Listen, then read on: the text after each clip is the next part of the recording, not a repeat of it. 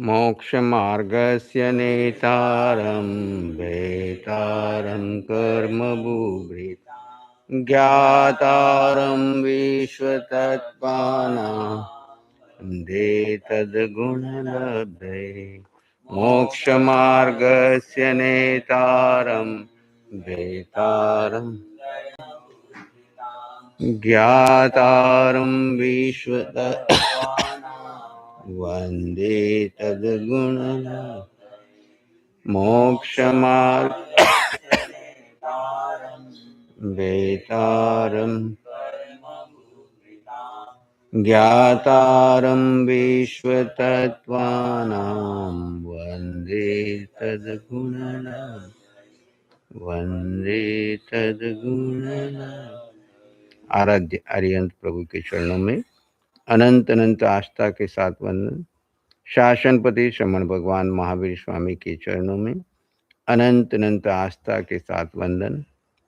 जिन शासन देव, जिन शासन माता को नमन। आत्मज्ञानी सद्गुरुदेव युग प्रधान आचार्य भगवान के चरणों में अनंत अनंत आस्था के साथ वंदन। आत्मप्रिय मुनिवृंद, आत्मार्थी साधक साधिकाओं, हम सभी तत्वार्थाधिगम सूत्र के अष्टम अध्ययन के अंतर्गत बंध प्रकरण की चर्चा श्रवण कर रहे हैं, जिसमें हमने उत्कृष्ट और जघन्य स्थिति कर्म की जानी।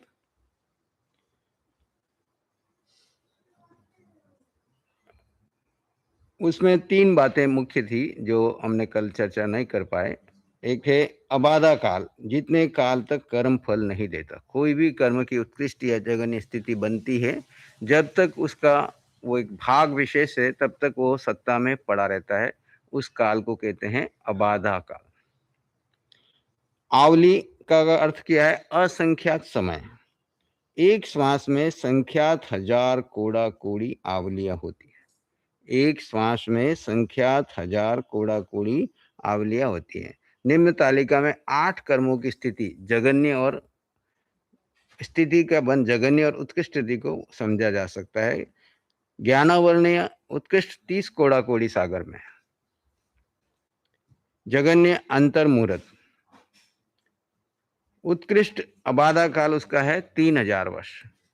यानी उत्कृष्ट अगर आपने ज्ञानावर्णिक कर्म को बांध लिया है तो वो 3000 वर्ष तक सत्ता में पड़ा रहेगा। उसके बाद उसकी आंशिक निजरा या उदीर्णा की जा सकती है।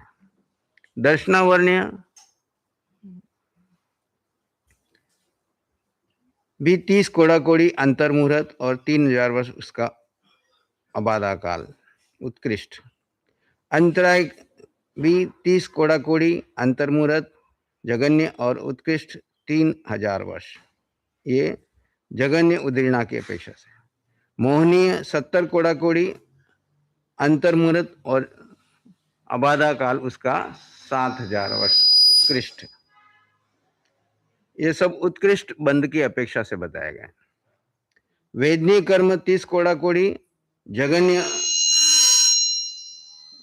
12 मुहूर्त और उत्कृष्ट 3000 वर्ष।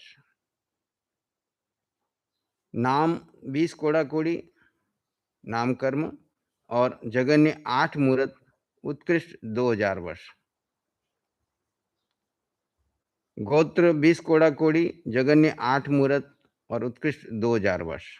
आयु 33 सागरपुम मात्र, अंतर मुहूर्त जघन्य और उत्कृष्ट 1 कोटि पूर्व 3 आवली का असंख्यात काल जघन्य उदीर्णा की अपेक्षा से। इसके स्वामी संगी पंचेंद्रिय पर्याप्त मिथ्या दृष्टि उत्कृष्ट देवायु को सकल स्वयं में ही बांध सकता है। उत्कृष्ट आयु यानी जो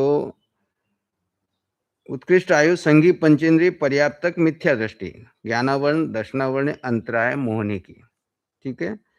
और देव आयु जो है, उत्कृष्ट देव आयु को सकल संयमी ही बांध सकता है। उत्कृष्ट देव आयु। जघन्य में आयु बिना शेष, 7 कर्म क्षपक श्रेणी में आयु मिथ्या दृष्टि और मनुष्य व तिर्यंश की। शेष जीवों की उत्कृष्ट व कर्म स्थिति बंद, एकेंद्रिय मोहनीय 1 सागर, ज्ञानावर्णीय आदि 5, 3 या 7 सागर, नाम गोत्र 2 या 7 सागर, आयु 1 कोटि पूर्व, बेंद्री की 25 सागर,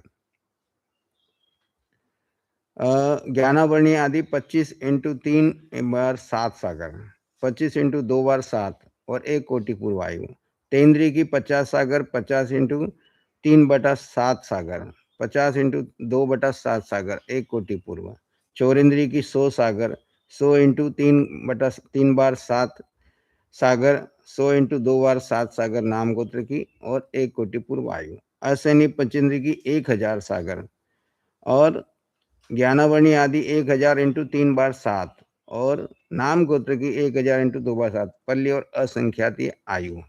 ये सभी जीवों की जघन्य और उत्कृष्ट आयु को चार्ट के रूप में यहाँ पे बता दिया। कर्मों की उत्तर प्रत्ययों की भी उत्कृष्ट स्थिति और जघन्य स्थिति बताई गई है। अब हम चलते हैं अनुभाव बंध में। प्रकृति बंध, स्थिति बंध, 2 बंध हो गए। अब है अनुभाव बंध। अनुभाव बंध किसे कहते हैं? विपाक को अनुभाव, विपाक अर्थात विविध प्रकार के फल देने की शक्ति को ही अनुभाव है। विविध प्रकार के फल देने की जो शक्ति है उसको अनुभाव बंध कहते हैं। पूर्वोपार्जित शुभाशुभ कर्मों का जिस रूप में विभिन्न प्रकार के पाक यानी उदय विपाक है और विपाक को ही अनुभाव कहते हैं। पाक का अर्थ किया उदय, विपाक का अर्थ किया विशेष रूप से, है ना। तो विपाक को ही अनुभाव कहते हैं। पूर्वोपार्जित शुभाशुभ कर्मों का जिस रूप में फल प्राप्त होता है, यानी जैसे फल पक जाता है तो फल मिलता है, ऐसे ही जब कर्म का फल पक जाता है तब तो वो उदय में आता है, अनुभव में आता है। उसकी रूप फल में देने वाली विशेष शक्ति को अनुभाव कहा जाता है, जिसका निर्माण अनुभाव बंध कहलाता है। कर्मों के जैसे नाम होते हैं वैसे ही उन्हीं नाम वाले अनुभाव होते हैं। फल देने में जो विविधता परिलक्षित है वो द्रव्य, क्षेत्र, काल, भाव और भव के निमित्त से होती है। द्रव्य, क्षेत्र, काल, भाव और भव की अपेक्षा से विविधता है। या फिर कषाय की तीव्रता और मंदता का, या फिर कषाय की तीव्रता और मंदता के होने से कर्म के आश्रव में विशिष्ट पने से है, जिससे कर्म के उदय में अंतर पड़ता है। शुभ परिणामों की अधिकता होने से शुभ प्रकृतियों में अधिक रस पड़ता है और अशुभ प्रकृतियों में मंद रस पड़ता है। तो अशुभ परिणामों की अधिकता होने से अशुभ प्रकृतियों में अधिक रस पड़ता है, शुभ प्रकृतियों का मंद रस पड़ता है। इस प्रकार परिणामों की विविधता से अनुभाव बंध में भी अंतर पड़ता है। जिसके जैसे परिणाम शुभ होंगे तो शुभ, अशुभ होंगे तो अशुभ, उस परिणामों के अनुसार प्रकृतियों का बंध पड़ता है। 8 मूल कर्मों का अनुभव स्वमुखी ही होता है और प्रत्येक कर्म अपने रूप में ही अपना फल देता है। एक मूल कर्म दूसरे मूल कर्म रूप होकर फल नहीं देता। यहाँ एक बात ध्यान देने योग्य है कि 8 मूल कर्मों की जो उत्तर प्रकृतियां हैं उनमें जो प्रकृतियां एक जाति की है वे परस्पर अदल बदल भी फल देती है। जैसे ज्ञानावर्णी की जो उत्तर प्रकृतियां है या नाम कर्म की उत्तर प्रकृतियां है वो आपस में संक्रमण करती है, लेकिन एक कर्म की दूसरे कर्म में, ज्ञानावर्णी की दक्षिणावर्णी की मोहनी में नहीं जाती। स यथा नाम, वह अनुभाव कर्मों के अपने अपने नाम के अनुसार भिन्न भिन्न प्रकृति यानी स्वभाव के रूप में वेदन किया जाता है।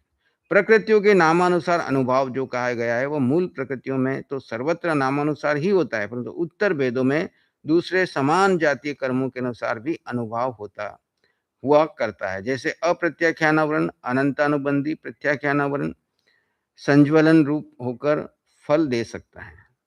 अप्रत्याख्यानावरण अनंतानुबंधी प्रत्याख्यानावरण संज्वलन रूप होकर फल दे सकता है। जैसे असाता वेदनीय साता वेदनीय रूप में फल दे सकता है। असाता वेदनीय साता रूप में फल देता है। अपन पढ़ते हैं ना कि ऐसा वंदना करे तो असाता वेदनीय को साता में, ऐसे नीच गोत्र को उच्च गोत्र में परिवर्तित, तो कर्मों के अंदर में संक्रमण हो जाता है।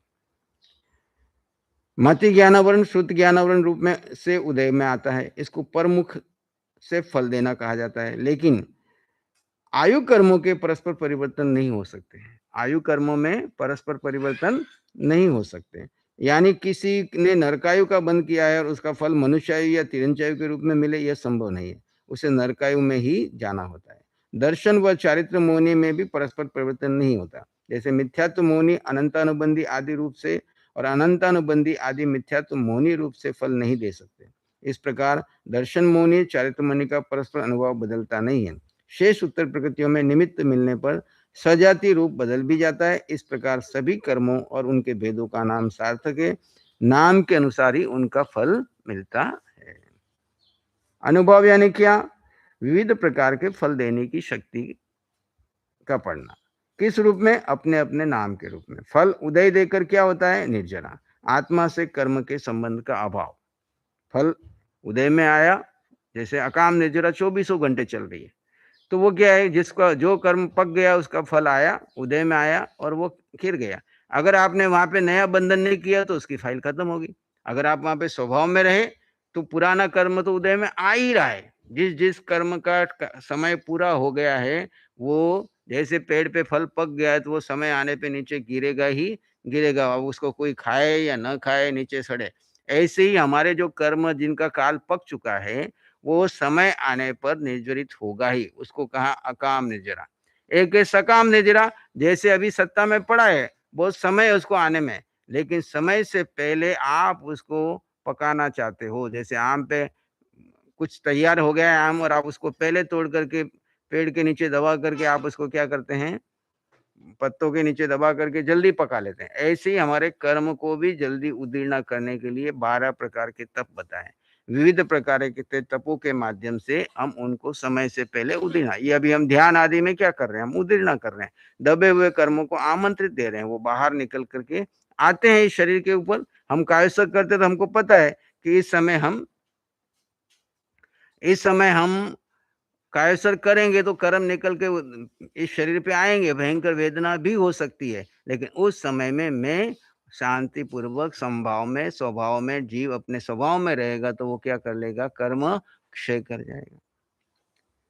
तो निर्जरा आत्मा से कर्म के संबंध का अभाव। ये निर्जरा जो ध्यान शिविर कर रहे हैं, उनको जो पहली बार आए हैं या जिनको तत्व का बोध नहीं है, वो इन शब्दों का अर्थ समझ ले। निर्जरा यानी जो कर्म आत्मा से कर्म के संबंध का अभाव हो जाए ना, यानी जो बंधा हुआ कर्म उदय में आया और आप स्वभाव में रहे तो वो निर्जरा हो गया, यानी क्षय हो गया। अब आत्मा से उसका संबंध पुद्गल का नहीं रहा। अनुभव बंध में शुभ परिणाम पुण्य से अधिक, पाप में कम। अशुभ परिणाम पुण्य में कम, पाप में अधिक। अनुभाव की प्रवृत्ति स्वमुख, अपने स्वभाव रूप ही उदय में आना। परमुख अन्य कर्म रूप को हो उदय में आना। जैसे असाता वेदनी साता वेदनी रूप उदय में आए, जिसका नियम में स्वमुख से उदय आता है। मूल प्रकृतियां आयुष कर्म और दर्शन और चैत्य मुनि कर्म, ये जैसे बांधे हैं वैसे ही मूल रूप में उदय में आएंगे। दूसरों में ये संक्रमण नहीं होते। ततश्च निर्जरा, इसके बाद वेदन से निर्जरा होती है। जो कर्म उदय में आकर अपना तीव्र या मंद फल देने में उपरांत वह कर्म आत्म प्रदेश से अलग हो जाता है। जो कर्म उदय में आया और उसके बाद वो निर्जरित हो जाता है। अब वो फल कैसा देगा? जैसा बांधते समय में तीव्र या मंद जो भी आपने उस समय भाव रखे थे, वो फल देने के उपरांत वह आत्म प्रदेश से अलग हो जाता है, फिर वापस नहीं जुड़ता। यही कर्म निर्जरा कहलाती है। कर्म निर्जरा किसे कहते हैं? जो कर्म उदय में आकर अपना तीव्र या मंद फल देने में समर्थ है ना? फल देने के उपरांत वह कर्म आत्म एक एक आत्म प्रदेशों पे अनंत अनंत कार्बन वर्गणाएं लगी हुई हैं। तो वो कार्बन वर्गणाएं जिनका काल पक गया, वो समय होने पर निकलती है। स्वभाव में रहने वाला जीव वहां पे क्रिया प्रतिक्रिया नहीं करता है, तो वो तो क्षय हो ही गया। अब नया बंद होना था वो भी रुक गया, क्योंकि नया बंद किसके आधार पे होता है? विभाव के आधार पर। अब कोई कर्म उदय पे आया और शरीर पे उसने वेदना दी, उस कर्म ने तो निकल जाना है, लेकिन आप उस समय में विभाव में जाके क्रिया प्रतिक्रिया करते हैं, आर्तरोद्यान करते हैं। हाय मेरे शरीर पे ऐसी क्यों वेदना हो रही है, मुझे ऐसा क्यों हो रहा है, मेरे भाई को क्यों हो रहा है, मेरे परिवार को क्यों हो रहा है। ऐसा मन में जो भाव आ करके फिर आप विभाव में जाते हैं उसको निमित्त बना के, तो वहां नया कर्म बंधन होता है। और इस समय आपके कैसे भाव हैं, कषाय की तीव्रता कैसी है, आपकी विभाव की दशा कैसी है, उसके आधार पे फिर नया बंधन पड़ जाए। यही चक्रव्यूह चल रहा है। कर्म अगर आप स्वभाव में रहो तो स्वभाव में इतनी ताकत है कि आप सारे कर्मों को हरा सकते हो। कर्मों को पराजित करने का तरीका क्या है? क्रियाओं से तुम सारी जिंदगी क्रिया करते रहे और स्वभाव और विभाव को नहीं पकड़ा। तुम सामायिक करो, पोषद करो, उपवास करो, साल साल का अखंड, एक एक साल की अखंड तपस्या कर लो, चौयार उपवास कर लो बोले। जैसे भगवान ऋषभ देव ने 13 महीने तक तपस्या की, लेकिन 13 महीने में केवल ज्ञान नहीं हुआ उनको। हो गया क्या? कितने साल लगे भगवान ऋषभदेव को केवल ज्ञान में? है ज्ञान किसी को? बोलो संतों में बताओ, निशांत मुनि जी, कि भगवान ऋषभदेव की छद्मस्त अवस्था कितने साल की थी? छद्मस्त अवस्था इसकी दीक्षा लेने के बाद 1000 वर्ष, और पहले 13 महीने तक उनको आहार नहीं मिला। पर 13 महीने के आहार में केवल ज्ञान नहीं हुआ, उपवास में। ये प्रत्यक्ष उदाहरण। अगर केवल क्रिया से मोक्ष हो जाता तो 13 महीने की तपस्या कितनी बड़ी होती है। लेकिन 13 महीने में उनको केवल ज्ञान, और माता मरुदेव को केवल ज्ञान कितनी देर में हो गया? घर से निकली और उसके भाव चढ़ते गए। घर से निकली और उसका वैराग्य बढ़ता गया। हाथी के ओहदे पे बैठी, अब क्रिया क्या है? उसके वैराग्य इतना बढ़ता है कि मेरा बेटा कैसा होगा, इतने सालों से ऐसे मेरे से बिछुड़ गया, और ऐसे करते करते करते उसका आर्तरोध तो छूट गया और शुक्ल ध्यान में चली गई। और उस शुक्ल ध्यान के प्रभाव से जैसे ही उनके दर्शन किए और उनका शुक्ल ध्यान उत्कृष्ट स्थिति में 48 मिनट पार कर गया, और वो केवल ज्ञान को प्राप्त हो गई। तो यहाँ पे क्रिया मुख्य नहीं है, मुख्य क्या है? स्वभाव। जीव अपने अखंड स्वभाव में रहे तो वो सारे कर्मों को क्षय करने की ताकत रखता है। भारी से भारी कर्म उदय में आए तो उसको पराजित करने की क्षमता जीव रखता है। किसके माध्यम से? सरल उपाय, जीव अपने स्वभाव में रहे। और आप कौन हो? शरीर हो कि आत्मा हो? आप शरीर को स्वभाव में रखने की कोशिश करते हो, मन वचन काया को वश में करने की कोशिश करते हो, लेकिन मन वचन काया के पीछे लगने से आपका केवल ज्ञान नहीं होगा। मन वचन काया से पार जाकर के आत्मा में, आत्मा को आत्मा में ठहराओगे तो केवल ज्ञान होगा। और वो कितना? केवल 48 मिनट अखंड रहना है। खंड खंड तो अपन एक एक समय से यात्रा शुरू करेंगे। कितनी? एक एक समय, दो दो समय, एक एक सेकंड, दो दो सेकंड, धीरे धीरे। कम से कम यात्रा तो शुरू हुई दिशा में, नहीं तो यात्रा ही शुरू नहीं होती। हजारों वर्षों की तपस्या करने के बाद ऐसे ही थोड़ी कहा कि आपने इतनी बार संयम ले लिया कि मेरू पर्वत खड़े हो गया, फिर भी मोक्ष क्यों नहीं हुआ?